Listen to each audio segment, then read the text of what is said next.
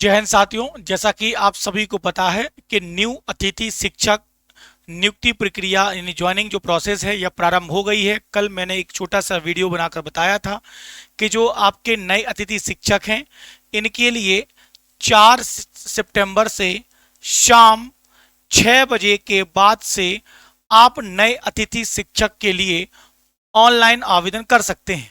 लेकिन साथियों मैं आपको बता दूं, कई बार सर्वर डाउन की परेशानी भी आ रही है। कई बार हमें यह भी लग रहा है कि कितने स्कूल हम वैकल्पिक के रूप में चुन लें।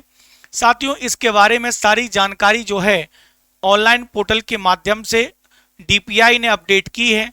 ध्यान रखिएगा, कई बच्चे ये भी कह रहे थे कमेंट करके कि सर ये डेट बढ़ जाएगी, इसके बारे में ये बताया नहीं गया कि आखिर कब तक फॉर्म भरने हैं। तो मैं आपको बता दूं इसकी अंतिम तारीख भी आ गई है।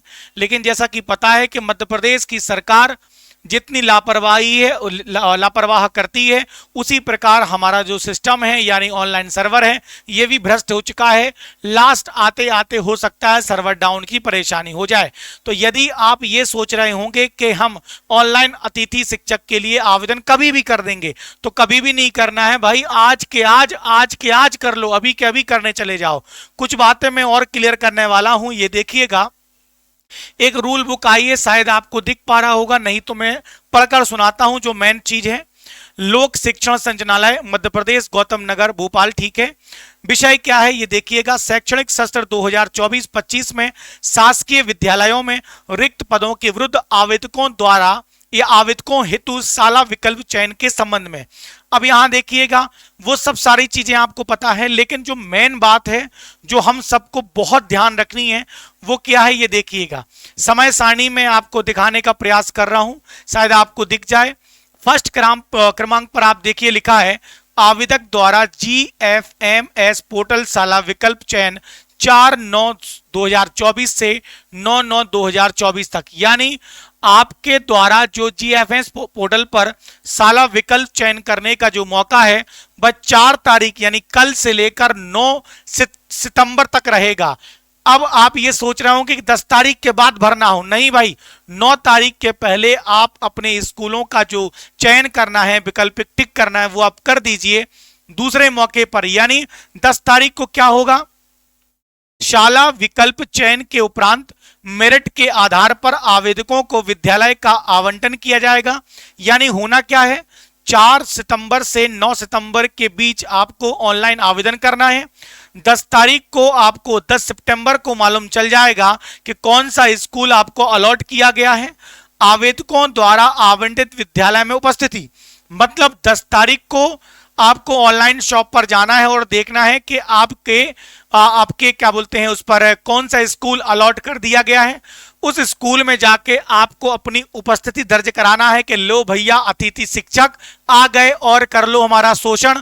अगला चौथे नंबर पर शाला प्रभावी GFMS पोर्टल पर ज्वाइनिंग किए अतिथि शिक्षक का प्रमाणीकरण। यानी ये शाला प्रभावी जो भी आपका प्राचार्य होगा या जो उस पर प्रभार संभाल रहा होगा वह 11 सितंबर से 14 सितंबर के बीच यह पोर्टल पर दर्ज कराएगा कि जिस व्यक्ति का नाम आपने दिया है वह अतिथि शिक्षक हमारे यहाँ ज्वाइन कर गए हैं। तो ध्यान रखिएगा, मैं आपको पुनः बता दूं कि 4 सितंबर से 9 सितंबर के मध्य आपको क्या करना है, आवेदन करना है।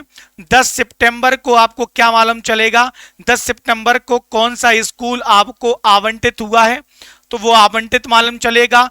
11 सितंबर को भैया आपको ज्वाइनिंग लेने जाना है। ध्यान रखिएगा कैसे आप आवेदन करना है।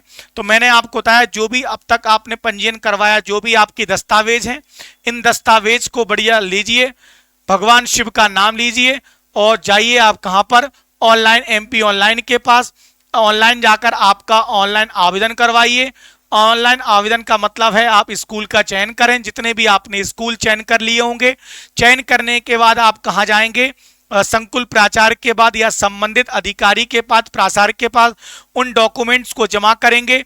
वहां से आपको जो भी प्रपत्र मिलेगा उस प्रपत्र को वापस आपको कहां ले जाना है, ऑनलाइन शॉप पर, और आपको अपडेट करा देना है। इस प्रकार से ऑनलाइन प्रक्रिया आपकी कंप्लीट मानी जाएगी।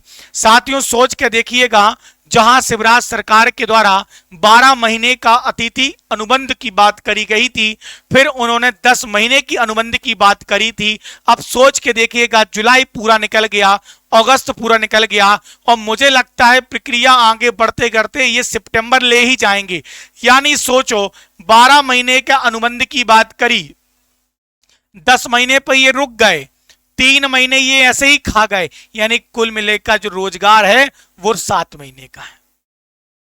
सोचो, जहां 10 महीने पढ़ाई की बात करती है गवर्नमेंट, उन्होंने 3 महीने तक तो बिना टीचर के स्कूल को चला दिया। भाई कई स्कूल तो ऐसे हैं जहां पर कक्षा 1, कक्षा 2, कक्षा 3, कक्षा 4, 5 इन सभी क्लास के विद्यार्थियों को एक साथ खुले में बिठा दिया जाता है और मात्र उस स्कूल को एक टीचर ऑपरेट कर रहा है। अब सोचो, एक टीचर यदि कक्षा 1, 2, 3, 4, 5 सभी विद्यार्थियों को पढ़ाएगा तो भैया मुझे लगता है वो सभी की उच्च गुणवत्ता वाली शिक्षा मिल रही होगी। मतलब इनिशियल लेवल पर जब हम पौधे को सींचते हैं तो बहुत ध्यान रखा जाता है। पौधे को बड़ा करने के समय जब वो छोटा रहता है तो कितने सारी चीजों का ध्यान रखते हैं। वैसे ही हमारा ये जो बच्चा है जो हमारे स्कूलों में पहली कक्षा पढ़ रहा है, ये उस पौधे के समान है जहां पर हमें उसके ख्याल की, पोषक तत्वों की आवश्यकता है।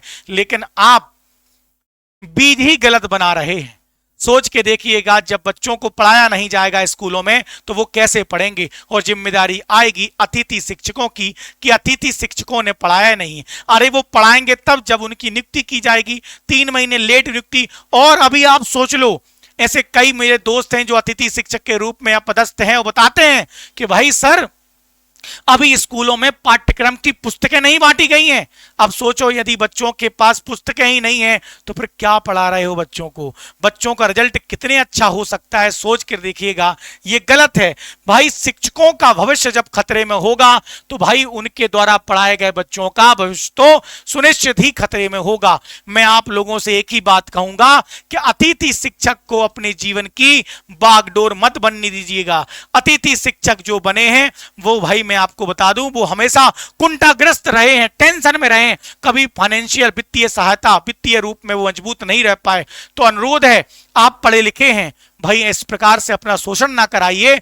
मैं जानता हूं कि आपके पास अतिथि शिक्षक के अलावा कोई ऑप्शन नहीं है, तो मैं मानता हूं कि आप अतिथि शिक्षक की नौकरी ज्वाइन कर लीजिए। लेकिन इसके साथ साथ यदि आप परमानेंट अपनी भविष्य का चयन शिक्षक के रूप में देखते हैं तो आप वर्ग 2 का और वर्ग 3 का तैयारी आप करें। साथियों, मैं आपको बता दूं, वर्ग 3 के लिए अभी नोटिफिकेशन आने वाला है। वर्ग 3 की आप तैयारी कर सकते हैं। इसके अलावा कहां से तैयारी करें, तो साथियों माइंड4 एकेडमी का एप्लीकेशन डाउनलोड करिए और हमारे एकेडमी के द्वारा व्यवस्थित टीचरों के द्वारा आपको वर्ग 2 सामाजिक विज्ञान, गणित, हिंदी और विज्ञान ये सारे सब्जेक्ट पढ़ाए जा रहे हैं।